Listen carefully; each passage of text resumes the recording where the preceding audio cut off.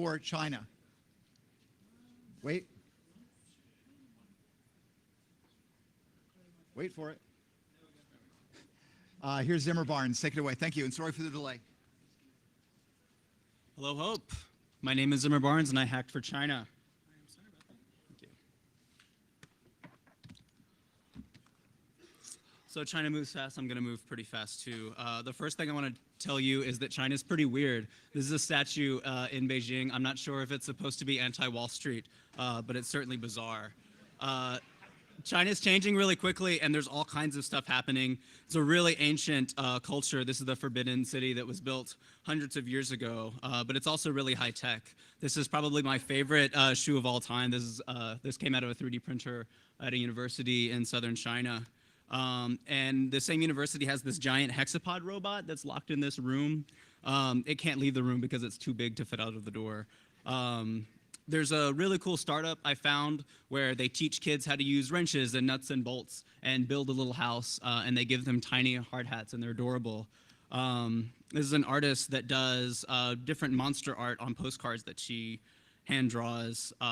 This is from an event called Play Plus Make that was at a high school, and this guy made a robot arm Iron Man thing out of Legos. And here's another item that was done at Play Plus Make, where high schoolers made their own dress.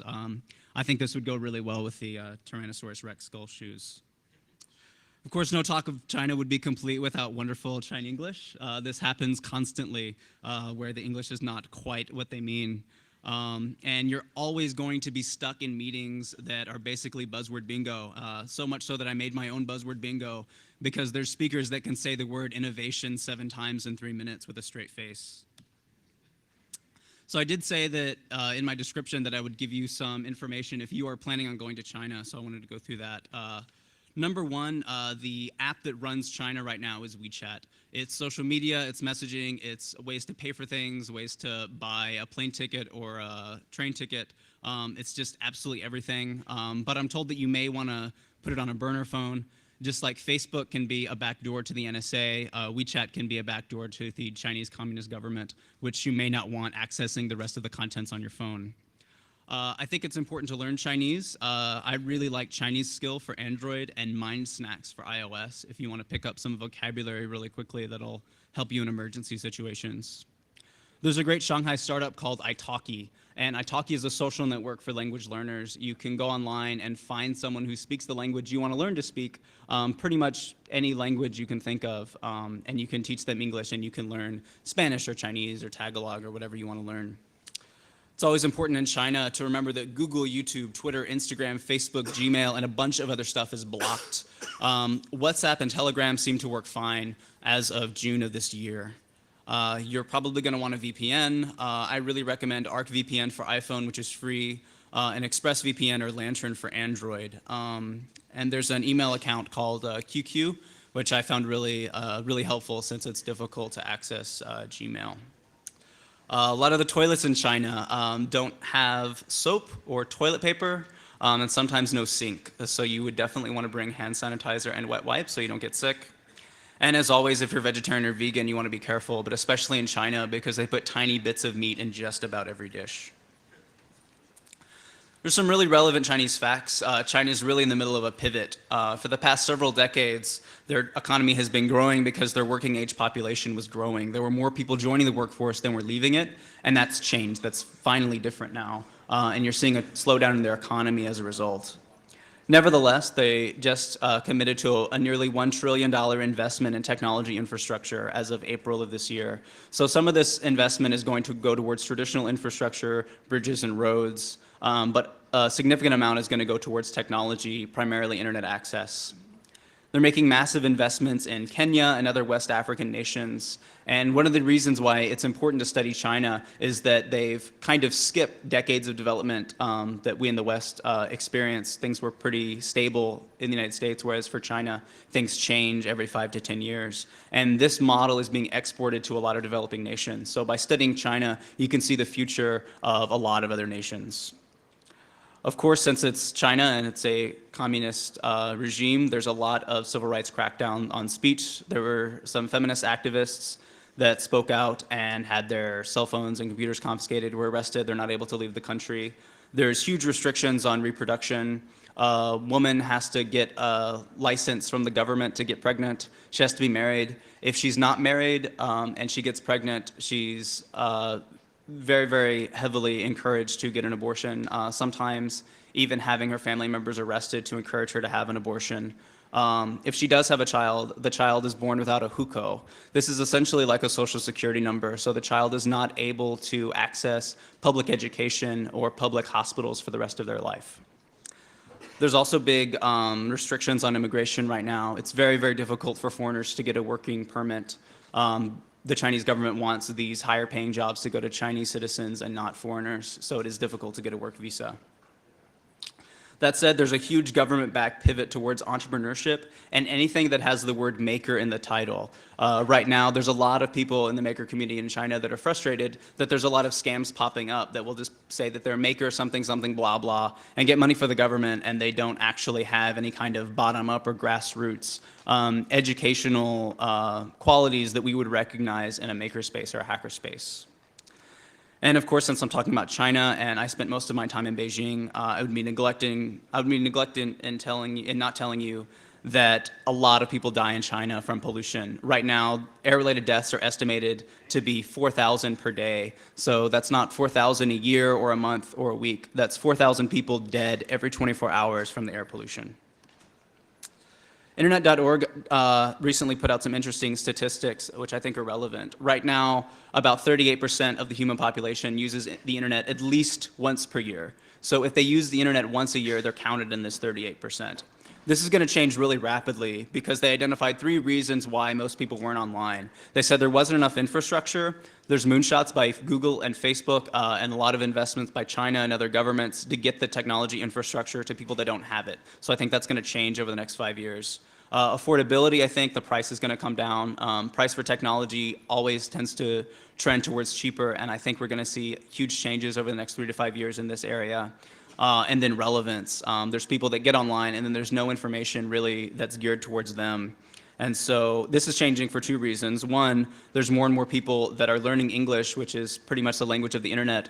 And also there's more and more content on the internet that isn't in English, but it's in someone's native language. So for that reason, I'm optimistic on all 3 of these fronts. I think we're going to have twice as many people on the internet soon, and that's going to change a lot of stuff we may not expect. For me, going to China was a little bit, there was a selfish reason I wanted to go back. I've been there 3 times, and that's that I write down ideas. And when I went to China, the ideas that I were writing down, it just exploded. Sometimes I would write down like 100 ideas a year, and I went to writing down like 100 ideas a week while I was in China. Every 100 ideas I name after a color, so my first 100 ideas is cinnabar, my second 100 ideas is vermilion, and so forth. And so I went to China with less than 500, and I soon was writing down thousands of entries. So this was from the first trip to China. Mitch Altman, who many of you may know, goes to China once a year, invites people along. He's doing a hacker trip to China this year, if you're interested in being a part of this story. And this was my first trip. I'm the guy in the red hair. I decided to dye my hair to stand out, and I guess it worked. I was supposed to be in China for 30 days, and I ended up staying off and on for 2 years. But the other big person I want to talk to in this group photo is Ben Ku. He's in the bottom row, second to the right, older guy. And he's really awesome. He has a PhD from MIT, and he was one of the first beta testers for Java. So he has a really, really rich technology background, and he really wanted to have a hacker in residence program at Tsinghua University. So you might as well ask, what is a hacker in residence? This is a phrase that was coined by Mitch Altman, and the original idea was that it would be similar to an artist in residence program, but instead of creating art, you would create technology. So someone could go to a new place and be surrounded by new people and get new ideas. He originally envisioned this to be hackerspace to hackerspace, but the funding never materialized. And so this was something that he and Ben talked about, and Ben really liked the idea of having a hacker in residence. And I really, really wanted to get the job, and so I tried really hard, and he brought me in for a 6-week trial period. So while I was there, like I said, the air quality is a huge problem in China.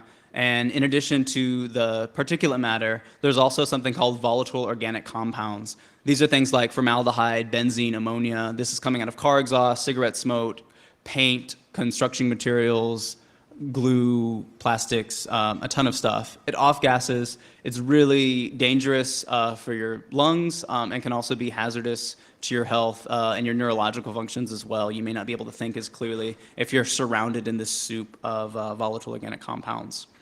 And one of the best ways to get rid of them is with plants. There's a Dr. Wolverton at NASA that found out that plants' root systems, different kinds of plants, can remove volatile organic compounds. So some of them you can see in the background here are chrysanthemums, money plants, and peace lilies. This is a German exchange student, Konstantin, at Tsinghua University, and together we built a system that's based on windowfarms.org, which is an open source hydroponic system. And the money plant in particular really took to it and improved the indoor air quality. This is it in Ben's old office. So in this 6 weeks, I wrote down 600 ideas, and this was a huge departure from the past. So I really wanted to get back to China, and eventually convinced Ben to bring me back for 6 months. But in the 3 months I was in the United States, I kept writing down ideas, and I wrote down another 600 ideas, and my brain was kind of melting from this, but I wanted more. I got to Tsinghua University, and they're in the middle of building their ice center. This is now the world's largest makerspace. It's 6 stories above ground, 2 stories below ground. The sub-basements are necessary because there's some equipment that's too heavy for the upper floors. And so it was being constructed, and he said he didn't have access to it. He couldn't show it to me. I couldn't see it. And so since my job title was literally hacker in residence, I just broke in. And so these are some photos I took after I broke in. And this is before anyone else is really in there, so it's just kind of a big empty room. But I saw a lot of potential for this, and that potential has really been realized. A lot of students are using this makerspace and this like vast amount of equipment. You can produce stuff at scale at the Ice Center, which is really exciting from a maker point of view. This is one of the sketchiest photos I have in the slideshow. The speaker before me mentioned nootropics, and that was something I was really interested in. And I made smart gum. I didn't have anything really extra special or spicy in here. B vitamins, ginkgo biloba, panax ginseng, caffeine, L-theanine. And I made chewing gum that was really popular in the United States. I wanted to make some in China. But in China, caffeine pills are illegal, and I was grinding up caffeine pills to get the caffeine. And so instead, I switched to a simple syrup and infused green tea into it to try to make a green tea syrup. And then since I couldn't get chicle or gum base, I wanted to use beeswax. And if any of you are chemistry majors or if you've worked with beeswax before, you know this was an absolute failure because beeswax is hydrophobic and doesn't absorb the stuff at all. But on the plus side, I'd had another 600 ideas to write down, so that was fun. Meanwhile, Mitch was making another trip to China with a huge group, and we wanted to surprise them in Beijing and give them a really warm welcome. I'd previously been invited to this art show by Gloria Chang, who I'd met the year previous. So Gloria Chang was the IT person for the artist Ai Weiwei, who was under house arrest at the time by the communist government. While he was under house arrest, he had full access to the internet, including his Instagram account, simply because of Gloria. I'm sure there was an army of IT people on the other side working for the communist government to stop her, and they were not able to stop her. She's kind of a badass. And she's also an artist, and she invited me to this art show. So this is Josh Harks, who runs 155 Chaochengdi, or at least he used to. This is a giant styrofoam disc installation that's going outside of the building on the second floor. And we really wanted to, this is another art piece by another artist in Beijing. And I met a woman there named Jo, and she really had this cool idea that we could collaborate and get hackers to create art and get artists to say something about today's technology. And so for this show, we tried to get hackers and artists to work together. This is Tudor. He made this really cool spray paint art. This is the spray paint art piece I did called The Broken Heart Factory. This is a really pretty well-known artist, Tori, who has installations in Europe and the US. And this was his China Invaders piece based on symbols that he'd seen. This was a piece done by an artist named Crystal. And so she had a problem in that men were sending her pictures of their dicks, and she didn't want them to do that, but they kept doing it. And so she asked them, like, I don't want to see a picture of your dick, but can I use it in an art piece? And so when she was a little girl, she would put, she had a program that you could put sparkles and like cute anime eyes and stuff on photographs like that she and her friends had taken of themselves. And she did this as a kid. And she thought it'd be really funny to put sparkles and snow cones and hamburgers and stuff on these dick pics. So this is blacked out. But the next slide I'm going to show you is going to have men's penises in it. And so if you don't want to see that, now's a great time to check into Pokemon Go, catch something, or check your email. Are we ready? So you can see there's like sparkles, there's Barney in the top left one. I just really love this art piece. So the best was Jo herself. She made an art piece called the Rainbow Ride. So this is a three-wheeler electric vehicle that's sold and is pretty widely used in China. And she spray painted it hot pink and put rainbows all over it. And she goes around China collecting people's stories. There's this inviting little private area where you can write down any story you want, anything you want, and you can put it in the box anonymously. And so she uses this to go around China and get people's stories from areas where maybe they don't have a chance to tell their story on the internet as easily as you or I. And she has a special focus on women's stories and stories from people that are LGBT. This was in Halloween. We set up the Rainbow Ride and got a few stories. Jo is unfortunately wearing a mask in this picture, but I'll show you a picture that has her face in it in a minute. Another thing we wanted to do was have a big welcome party for the hackers. And so we created something called Task Force XX. And so this was a way to get more women in technology because both of us were frustrated that we kept meeting really intelligent women, but they didn't have the same social networks and access to things that a lot of men in China did. And so I was also frustrated at the kind of engagement hackers were getting. They would come from China and they could meet people that maybe weren't as interested in them as I thought they should be. I think if someone's really, really brilliant, I just want to ask them a million questions. And I didn't think they were getting asked enough questions.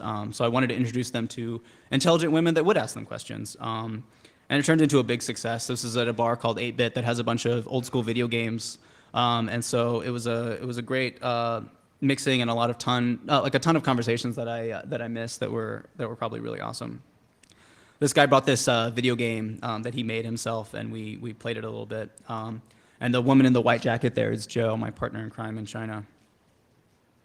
So meanwhile, people said that they really liked my hydroponic system.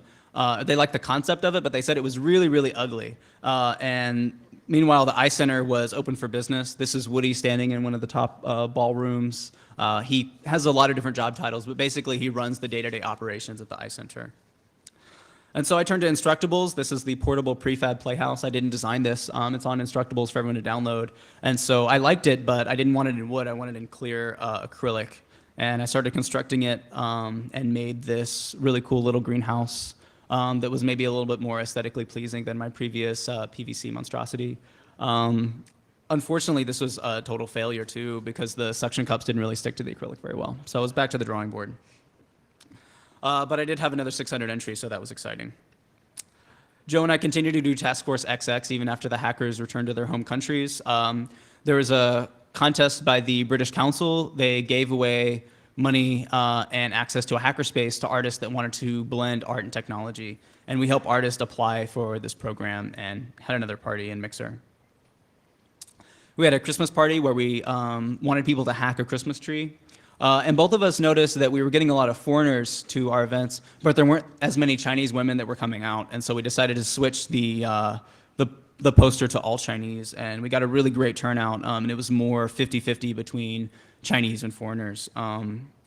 And we didn't know that the bar was going to let us do this, but we just kind of brought in soldering irons. And we had people drinking and soldering at the same time, which miraculously wasn't a disaster.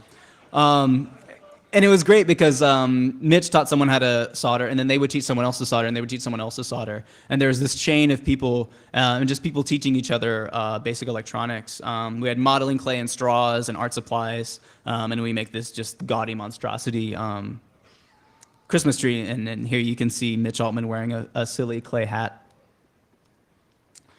I continued to work on the hydroponic system and refined it down, made it a lot simpler, a lot cheaper, something that's maybe more aesthetically pleasing, but still functional for Windows. And for that reason, Woody scheduled a maker's night for me to teach Tsinghua students how to set up their own hydroponic system around the campus or in their dorms or wherever they wanted to put them. And so this is one of the systems that a Chinese student helped me create. This is from our workshop. I think a lot of people had fun. There's air pumps pushing water, and there's just water going everywhere, and there's plants that need to be repotted. So it's an incredibly messy workshop, and I think we had a lot of fun. This is another system we set up in another classroom at Tsinghua, and this is just a really funny selfie because Woody has long arms. So meanwhile, I continued to work on my smart gum. I found a food-grade gum base on Taobao, which is kind of the Chinese Amazon or eBay, except it has literally everything, like way more than it should have. So they have everything but food-grade gum base, but someone finally found it for me, one of Ben's assistants, Echo. And so I got some, I mixed it together, and it was absolutely awful. This stuff had the consistency of fruit leather, and I don't think anyone should eat it. And so that was another miserable failure on the smart gum pass, but I had another 600 ideas to write down, so that was nice. My big software project was supposed to be Gold Star. I really like doing 30-day challenges, and I wanted an app where I could just like give myself a gold star for the day if I did my push-ups or took photos or did whatever I was supposed to do for my 30-day challenge, which was fun to code. And in doing so, I attracted the attention of Lass and Julia, and they had this idea called Market Cookie, where it was basically a Tinder-like interface where you could swipe left or right for advertisements, and companies could do A/B testing, so they can test two different kinds of advertisements and see which one was more popular. And so the company never took off, but I got really good at doing interfaces in Xcode, and I was able to do it without even writing code. So for another Chaochengdi art show, this was now in the winter, and it moved from a smaller building to a bigger building a few blocks away. This is a really cool, I don't even know what this building was originally supposed to be, but now it's a giant art center and bonfire area for people to drink. And so I made this choose your own adventure story, all in Xcode and Swift for iOS, where it had 8 different alternate endings. And when I explained to artists that I made this without writing any code, they were really interested in having access to the technology. I think a lot of this stuff is unnecessarily obtuse, and there's a lot someone can do even if they don't know how to write code. And so I did a class of build your first iOS app without code. And I worked with the Beijing Women's Network, Ellen in particular. And so there's not that many nonprofits in China. It's difficult to get that status. And there was one that was funding domestic violence charities throughout China, and these were still really, really rare to have a center for abused women. And so we did this class, and half of the money raised went towards the nonprofit. We had a bunch of people turn out. A lot of people really liked getting the skills and donating to a good cause. So at 155 Chaochengdi, there were some other really, really cool art projects that I wanted to show. This was a Chinese artist that did this dozens and dozens and dozens of little paintings. This is another, I guess you could call it performance art. She's taking a red marker to her face, like everywhere she sees a defect, and just kind of, in my eyes, like commenting on like modern makeup and like this obsession with physical imperfections. And so what I did, I had now just over 1,000 ideas, and I wanted to share them. So I wrote them down on pieces of paper, and I really wanted to have the perfect way to show them off. And so in China, we don't have Western toilets. There's squat toilets. You have to squat down to poop. And then if you use toilet paper, you can't actually flush it down the toilet. There's a water shortage throughout a lot of China. Beijing in particular is really dry. So all the toilets are low flow with no U-bend. So you can't flush toilet paper, it's gonna clog. So there's a little trash can that's just ubiquitous in China. Every stall has this little trash can you can see for you to use toilet paper. It's really gross. And so I decided that was like the perfect delivery mechanism for my ideas. And so I have this quote from a rapper named Wax. Nothing I've ever done has been a failure. It's just some shit I did. And the next thing I do will just be another thing that adds on to that pile of shit. And so I had a warning that these aren't actually covered in poop. They were ideas wrapped in toilet paper, and invited people to reach into the trash can and grab them. And people did, and people liked some of my ideas. This later turned into an ebook. It's for free on Smashwords, $2 on Amazon, Ramblings of a Mad Scientist. These are the 100 ideas that I had in the trash can. So my residency at Tsinghua University was 6 months, and I had an absolute blast. And afterwards, I had a choice of whether to go back to the United States or stay in Beijing and smash the patriarchy with Joe, and I chose to stay. And we thought the best way to smash the patriarchy would be to have a feminist makerspace. We went around looking for spaces and ideas, and one thing that really, really influenced us was what was happening in Hong Kong. So Hong Kong is a special administrative zone of China and still has elections, it has free internet. It's totally different from the rest of China, which is really controlled and locked down by the Communist Party. And one thing they're doing is they're protesting the Communist Party infringing, or what they see as infringing on their civil liberties and making it more Chinese. And there's a special region near the Yelmate stop in Hong Kong where there's a lot of free culture, like free is in beer culture, and free is in freedom as well. And one of these places is 18 Pitt Street, which is kind of a free community center. And it's kind of a free hostel too. They have a bunch of beds upstairs and it's free to stay there. And there's a donation box on the wall and no one cares how much you donate. There's a vegan restaurant called So Boring, and you can order a meal and eat it and just leave because everything's free. Everything's based on donation. There's a coffee shop like this too. There's a whole street area where there's stuff for sale with a donation jar. So you just take whatever you want and you pay whatever you want. And Joe and I both stayed at 18 Pitt Street, and we fell in love with this free model of inviting people to make a donation if they want to and providing stuff for free. The flip side of this is that a lot of foreigners in China are making a lot of money. You can make a lot more money teaching English than you can being a Chinese engineer. And so there's just a huge difference in the amount of disposable income between Chinese hackers and foreigner hackers. And so for that reason, we really, really like the free model. We started looking around and there was this house by a sweet old couple. They'd bought this house for their son, but he didn't want it and it was too big for them. They wanted to rent it out. And so it became our makerspace. And so these are kind of our founders, and there's a lot of people that volunteered, and I'll try to introduce you to as many as I can. But on the far left is Mao Yi, which is Chinese for sweater. I just 2 days ago learned that her parents didn't actually name her Sweater. She just made up that name because she thought it would be easier for foreigners to remember, and I was bitterly disappointed that her real name isn't Sweater. And then to her left is Joe, who you met earlier. Next is Dr. Truda Sundberg, Joe's girlfriend and our partner in crime, and then the ugly guy's me. Maui is a really, really great artist, and she took this old, like, we can do it poster and made wool men can do it. So these Chinese characters, wool men, means we. So it says we can do it, but it also sounds like women. So it says we can do it, but also women can do it, which I thought was clever. And we just invited a bunch of people to a grand opening, and we had no idea what we were going to expect. Joe has a ton of contacts at the LGBT Center. I had some contacts at people that were studying in different universities, and we just kind of wanted to throw a bunch of geeky people together and see what would happen. And it was a huge success. We had a ton of people turn out, and people have continued to contribute to the space. Maui was nice. She was nice enough to make this short video of a run through of QSpace. So I wanted to play this for you. So welcome to QSpace. So this is our main room. There's the art. This is our art room and supply room. This is me putting together a chair. This is kind of our makerspace and art room.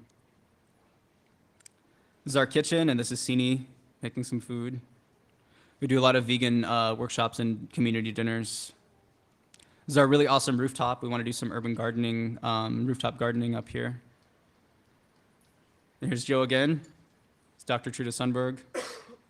And the cool thing about our makerspace is that we actually have beds. We have people can crash the night, and it's kind of sort of not really a pay-as-you-want hostel. And we have a ton of people that really like this because the subways in Beijing stop running at like 11, which is insane. So there's a bunch of really, really awesome women and men that contributed to QSpace. This is Elna, and she really likes silk screening. This t-shirt that I'm wearing now, I made with Elna's help. She helped people design their own t-shirts and make them. This is Crystal, and when she wanted to silk screen something, she wanted to silk screen a uterus on these pants. And so there's this giant red uterus that looks like a period stain, and it's hilarious. And so she's a hip hop artist, and QSpace is kind of quiet during the day, and she was able to refine a lot of her lyrics, and she did this performance in Beijing, which is a total blast to go to. So this is a few really cool people. So there's Sini and Soli, there's Joe and Truda.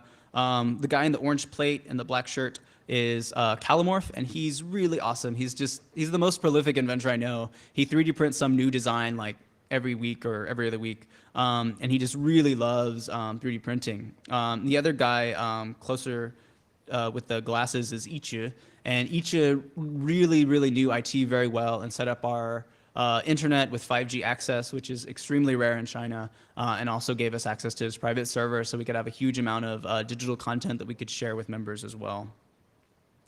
So this is Callimorph. He did a class on 3D design with 123D and 3D printing, and a lot of people that would never have thought to get interested in 3D design and 3D printing showed up and are now using those skills. I got to 3D design my first thing. I designed this ugly bracelet, which I thought would be cool to wrap your power cable or your earbuds or earphones around, and you could carry it on a bracelet. But it was really stiff, and Callimorph suggested using a more flexible PLA foam or a PLA plastic. He made this cute little swastika bracelet. And we really wanted to make it even smaller. And so since USBs are magnetized, this was our this is our current model, where you can plug in the USB and it'll stay put because of the magnet. And then you can wrap it around your wrist and have a little notch to put the extra bit of cable. The notch wasn't quite big enough to hold the cable, so we're still working on this design. Every week, QSpace has like an activity roster, and there's a bunch of stuff that was really surprising, what was popular and what kind of bombed. One thing that has really had a runaway success is Dr. Truda Sundberg's research methods. So she has a PhD in social policy and has done an immense amount of research. And there's all kinds of people that are writing theses and dissertations, and she's really helping them refine their research methods to make their papers as good as they can be. So that's been a runaway success. Of course, we have Maker Night. We've taught code. We've taught Photoshop. We've taught Xcode. We've taught electronics.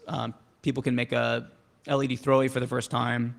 Excuse me. And we also have community dinners and film night. One thing that's been started is LGBT film night once a week that QSpace has hosted, and we've had a ton of people come out to see the films, and it sparks really interesting conversations. This is a photo that Maui took of Soleil and Sini, and because of the space and the art supplies at QSpace, I was able to make this into a 1-meter portrait. So this is crayon wax that I melted, and then I blew on it to splatter it. So every single one of those splatters is my breath. I was doing with this with Tori, and I turned to him and I said, "Wow, like doing this makes you so lightheaded." He says, "I can tell. That's the third time you've told me that." So that was a lot of fun to make. This is a friend. This is Monique, and she's originally from Florida. This is her at 155 Chao Chung Di. Her art piece was people putting up graffiti. They had spray paint cans and like ads that put up, and then she would go behind and like paint over it. And there's this like layer and layer of paint of like weird, awesome content, and then she would cover it up, and weird, awesome content, and she would cover it up, just to talk about different ways there's censorship in China. She's a really, really talented artist, and she ended up doing art classes at QSpace. We had, I don't have photos of this, but we did live figure drawing, nude drawings at QSpace, which was a lot of fun. So there's some other people at QSpace. You can kind of see the library area behind them. And to go without saying, I wrote down over 600 ideas just being surrounded by these awesome women and men at this really creative space. And once I got back to the United States, I had my smart gum with actual ingredients, with real caffeine and with real gum base, and it's much better. If anybody wants to try some, I brought a boatload. And to me, this is just what a hackerspace looks like, and a lot of people are surprised by this. I had someone at the Xinhua news agency ask me if coding was too hard for women to learn how to do, and I had explained to her that the word software engineer was coined by a woman because women originally did software engineering. I had another person who was at a he does corporate makerspaces, and he asked what QSpace was doing to attract women. He asked me if we were doing more textiles and sewing that attracted the women folk, which got me really angry. And so while we're talking about problems in China, I think it's fair to talk about problems in the United States and in the tech industry as a whole. So right now, top universities in the United States are graduating Black and Hispanic engineers at twice the rate that they're being hired by tech companies. It's not the case that people of color don't have the skills for these jobs. The problem is that they're simply not being hired. Perhaps more disturbingly, there was a study done by Karen Snyder with over 700 women that had left the tech industry, and she was wondering why that was. Why did they get into the tech industry as an engineer, and why did they leave? 27% of the women she polled, over 700 women, said that serious discrimination from coworkers and bosses was one of the reasons why they left the tech industry, and many of these women left the tech industry for good. These are things that we can change. We can hire more people of color, and we can change our culture to be more accepting of women and people of color and LGBT Americans and people from different countries, and really for everyone. This is a really solvable problem, in my opinion. There's this really great quote from Ed Lazowska. He's a professor of computer science and engineering at the University of Washington, Seattle. He said, engineering, particularly of software, is a hugely creative endeavor. Greater diversity, more points of view, yields a better result. And I couldn't agree with this more. Of course, these are problems that we should solve because they're the right thing to do, but it's also going to create better technology, and I think we all deserve better technology. And the way we can do that is letting in more people from incredibly diverse points of view so we can have the most robust and creative and awesome product imaginable. So I had two really different experiences. I was hacker in residence for a major university, and I was at QSpace. And obviously at QSpace, I didn't get a salary. So money was a really big difference in this. I'm really excited about hacker in residence programs spreading, but I'm concerned of them spreading to universities or small companies where all of the funding for the hacker in residence is controlled by a larger bureaucracy or larger structure that may not want to just let a hacker hack on whatever they want to hack on. A lot of times at a university, they want the end goal to be a lesson plan. So this kind of restricted the types of programs that I could do because they really wanted me to tunnel vision and focus on creating a lesson plan instead of just creating whatever random stuff I wanted to do. And of course, companies are going to be equally restrictive. If they're investing in something, they want that investment to be returned as quickly as possible. So one thing that I think would be helpful is turning to the 18 Pitt Street and QSpace model of free and asking for donations. There's a ton of crowdfunding platforms up right now, and I'm really excited. I know that hacker in residency programs are going to catch on, and I really hope that they go in a direction of each hacker having their own individual funding source so that they can get their funding from an internet community and from students, and therefore have a lot more flexibility on the types of projects they can work on and not just be solely focused on creating something to make a lesson plan or to make a product. I'm personally really happy about a website called Patreon.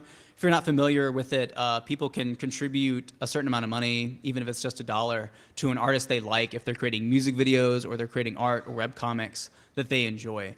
And right now, there's not a lot of technologists using Patreon as a platform, and I'd really like to see that change. I think it would be really exciting to have a hacker in residence that can go to universities that can't really afford to pay them, and they don't need to be paid by the university directly because they have a huge following online that are interested in giving them $1.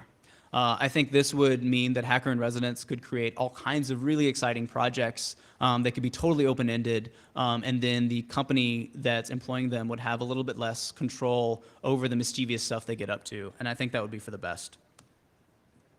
So I'm Zimmer Barnes. See me this weekend if you want some free smart gum. I've got Ramblings of a Mad Scientist, which is 100 ideas and inventions that I put out. It's $2 on Amazon, and it's free on Smashwords. You can friend me on Facebook at facebook.com/zimmer.barnes. You can send me hate mail at zimmerbarnes@gmail.com. And I've got other crazy projects on patreon.com. Thank you guys so much.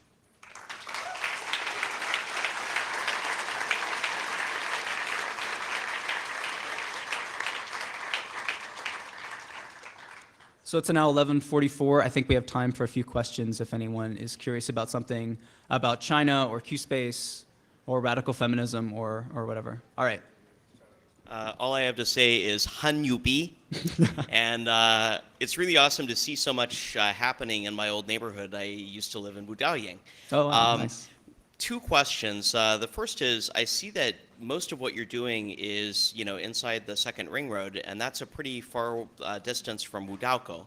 So was it hard to get students to come from the university to places like QSpace with the, I see that you have you set it up so people can spend the night, and I assume that that's the intent. When the subways stop late, they don't have to take a taxi home, right? And then the second question is, I saw nothing happening in Chijiuba, and I'm wondering if that's basically dead now, or if things still happen there.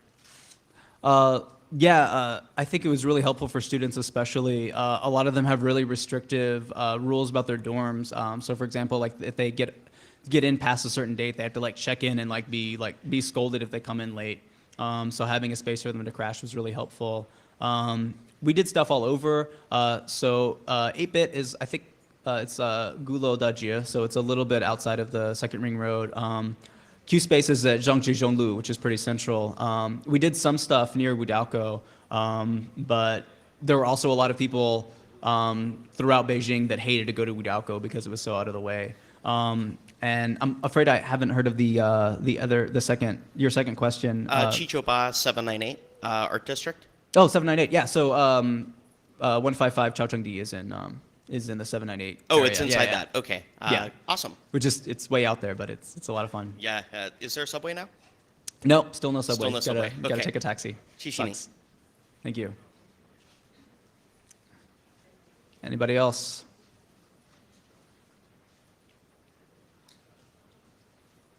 Questions, comments, concerns? Hatred about the new Ghostbusters movie? Pokemon? Hello. Hey. So, having spent a little time in China myself, I wanted to Yeah, ask hello you, again. I wanted to ask you how your perception of China has changed from when you first arrived to now. I think I was pretty ignorant of China when I first came. I thought I was going to have this totally alien experience. I was going to be exposed to this totally different culture. And then I got to China, and there's Starbucks and McDonald's everywhere, and I realized I'm like 400 years too late for the experience that I want. But staying there longer term, I think there are some big cultural differences. I think a lot of time people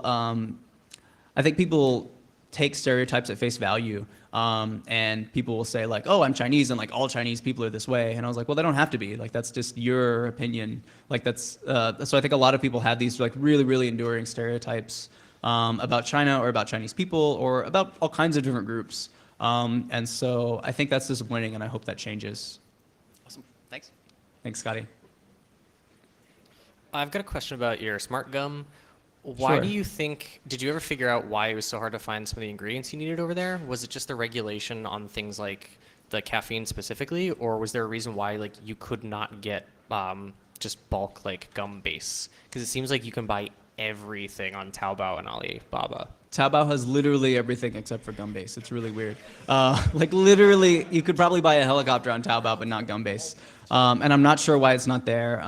In terms of the caffeine pills, China is just really, really anti-drug. When I was learning Chinese, my tutor wouldn't even teach me the word for marijuana because she was like, "No, those are bad people, and you can't have any marijuana in China." And then I get there, and like 24 hours later, I'm like, here, they're passing a joint. And I'm like, "God damn it, I don't know what this is called." I asked, and they won't tell me. So yeah, China's pretty anti-drug to the point of banning caffeine pills.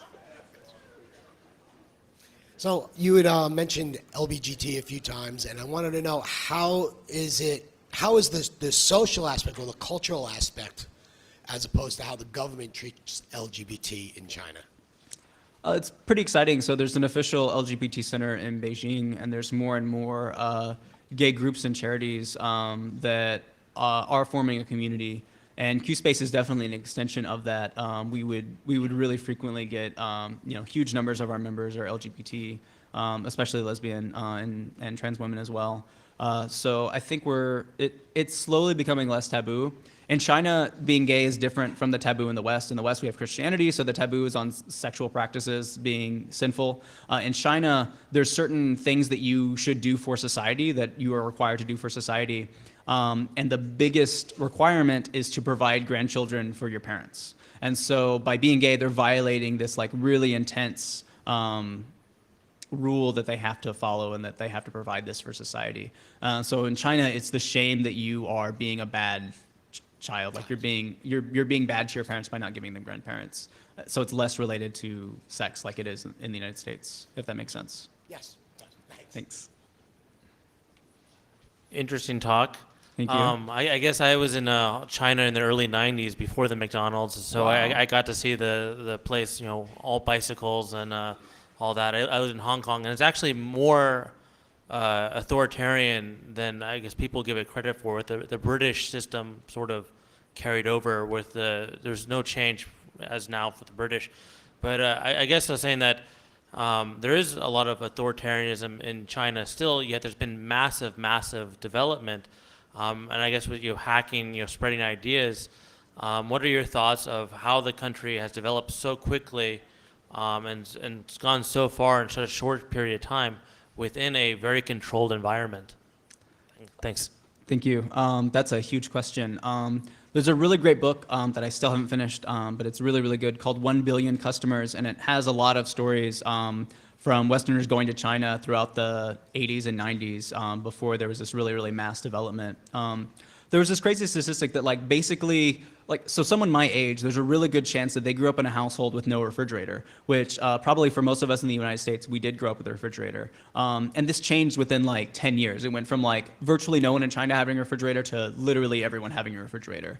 I mean, there's people that are young that remember like not having indoor toilets and having like a ditch on the side of the road that you did your business in. So China's changed like at light speed.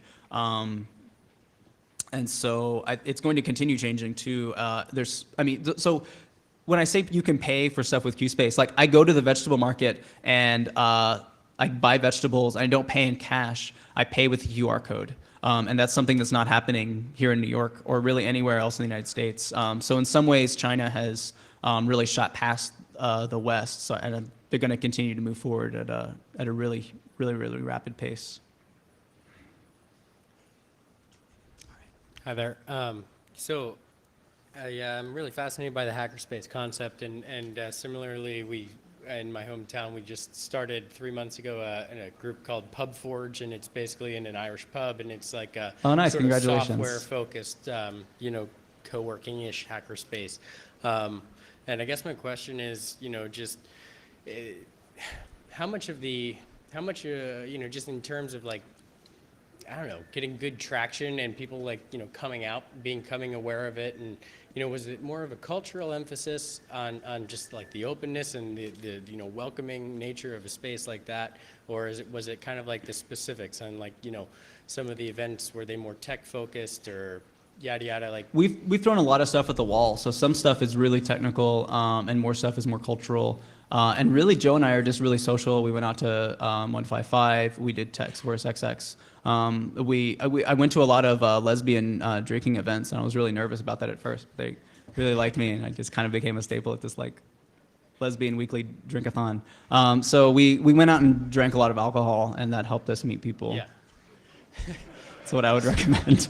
So good for you for doing it in an Irish pub. Yeah, that's a good start. I think we've got one more minute, so if I Okay. can really try to quickly get these guys questions, then I can be out of here. Okay, quick question. From my experience, the expat community in China is very much segregated from the local people there. How do you incorporate these two communities, or like how do you encourage the local Chinese people to be part of the hack scene? Absolutely. And so that's one of the reasons why we changed our poster to being all in Mandarin Chinese, because a lot of expats would know us and we could tell them what it said in English. And it was a lot more welcoming to people in China, people that are Chinese. And now at QSpace, so I live there, and frequently there would be more people speaking Chinese in the space than speaking English.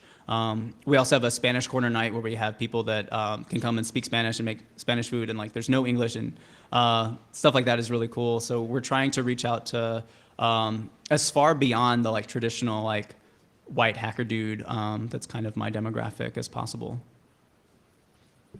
I enjoyed your presentation. Thank you. The best description I've heard of somebody visiting China are the 6 blind monks and the elephant. Everybody has a different experience depending where you go. Right. And I did what you did 25 years ago, except I chose to go Wow. to Nanjing.